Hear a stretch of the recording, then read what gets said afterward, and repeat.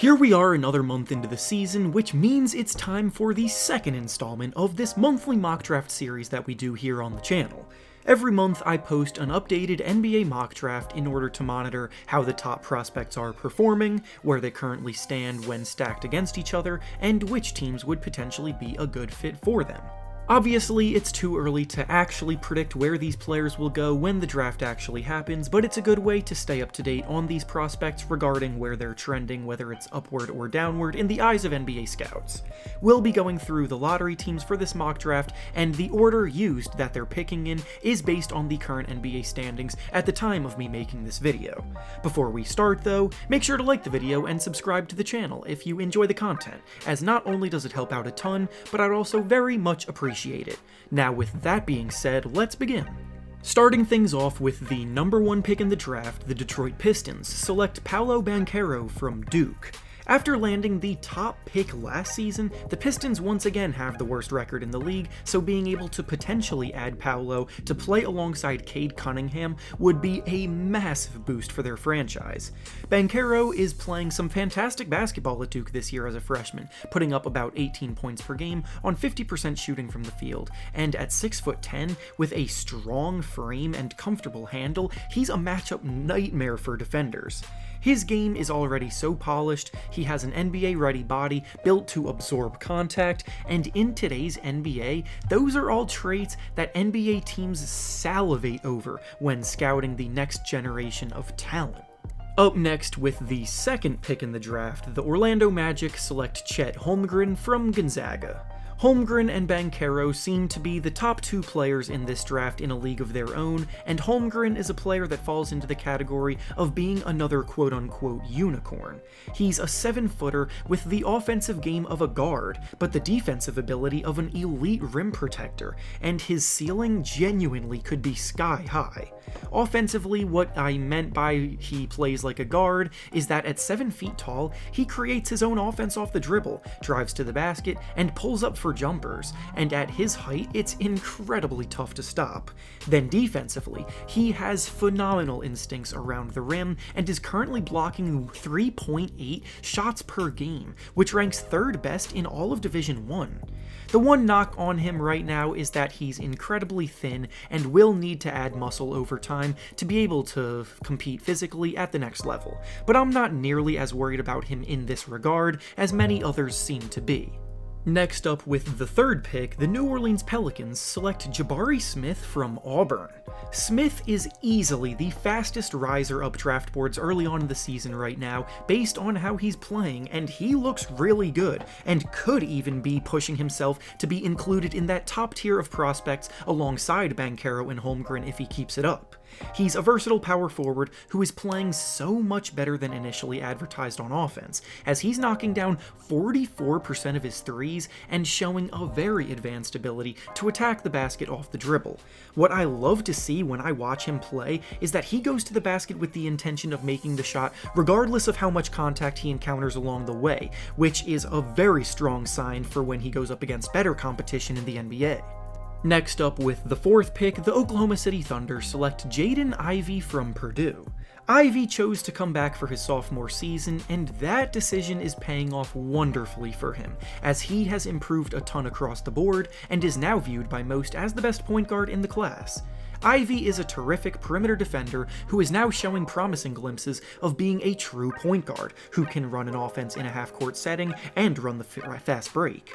The best part is that his 3-point shot is now a useful weapon for him after being a streaky shooter a year ago, so he's checking a lot of the boxes that he left empty last year. Up next with the 5th pick, the Houston Rockets select Patrick Baldwin from Milwaukee.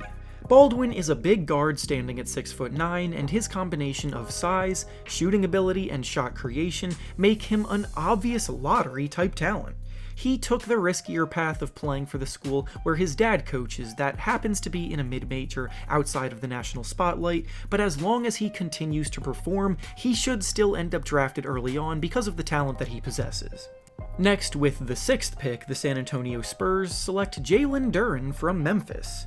Duren reclassified to join this class of prospects and is thus one of the youngest players that will get drafted this year, which means he's a bit more raw than others at the top, but his physical prowess and impressive athleticism immediately stick out. Memphis are struggling a bit right now starting the season, having lost 4 games in a row recently, but the next level should still fit well for Duren as a rim-running big man who can play solid defense, rebound hard, run in transition, and finish strong above the rim. Up next with the 7th pick, the Sacramento Kings select Jaden Hardy. Hardy was this year's Jalen Green, meaning that he was the top prospect that committed to play for the G League Ignite program instead of playing in college, and while the experience he's getting by competing against other professionals is definitely valuable, he has been struggling so far. Hardy was viewed as a potential top 5 pick before the season, but he's slipping ever so slightly because of his woeful shooting at 33% from the field and 26% from 3 so far. He is a scoring guard by nature, so this is pretty important, but ultimately I still think his talent will prevail as he gets more comfortable at this level. Up next with the 8th pick, the Portland Trail Blazers select Kendall Brown from Baylor. After the team's championship run last year, they lost a lot of key contributors, but Brown has come in as a freshman and helped fill some of those holes in a big way. He's a big wing player that does a lot of his work inside by attacking the basket, and he's been incredibly efficient so far, making 70% of his shots. He's also looking to be a strong defensive prospect, and he will need to improve as a shooter though to take his game to the next level. Next up with the 9th pick, the Indiana Pacers select Kennedy Chandler from Tennessee. Even though Chandler will be a bit undersized at the next level, he makes up for it with his burst of speed and his long wingspan. Chandler is lightning quick in transition, and his length helps him hound ball handlers on defense when they try to use their size against him. He's poised and in control with the ball in his hands as well, making him someone you can plug into any rotation as a good point guard. Up next is the 10th pick, and with it the New York Knicks select Keegan Murray from Iowa. Murray has been one of the best scorers in the country this year as a forward with a smooth 3-point shot and the versatility on defense to make him a good two-way talent. He's averaging 22 points and 8 rebounds per game so far, while shooting 55% from the field, bringing 3-level scoring to the next level. Next up with the 11th pick, the Minnesota Timberwolves select Ochai Agbaji from Kansas. Agbaji, like Murray, has been a scoring machine this year for Kansas, stepping into a lead role and dominating.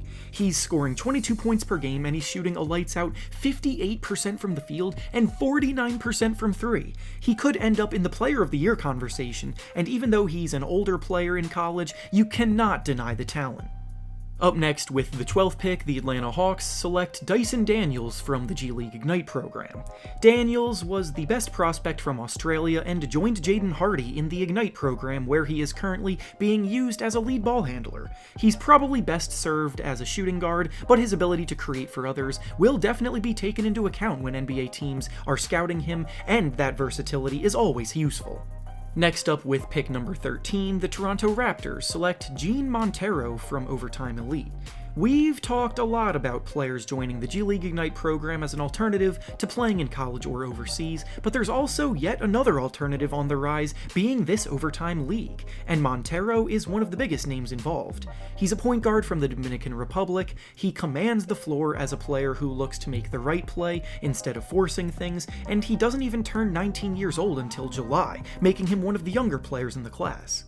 And finally, to round out the lottery at pick number 14, the Boston Celtics select Ty Washington from Kentucky.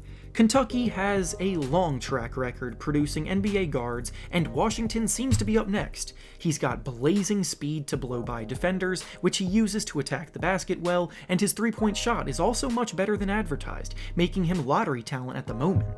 And with that being said, that's all I have for you today. Make sure to like the video, subscribe to the channel, and comment down below who you want your favorite team to draft at this point in time.